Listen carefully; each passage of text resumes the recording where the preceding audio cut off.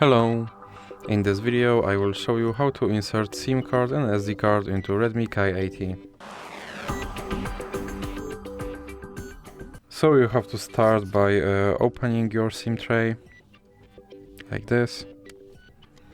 And now you have to pull it out.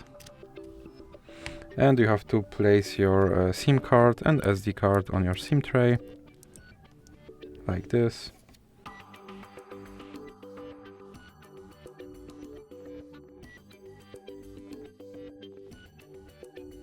And now you have to put back your SIM tray into your device.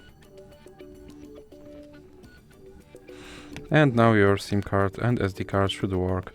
So that's it for this video. If you liked it, please remember to leave a like and subscribe.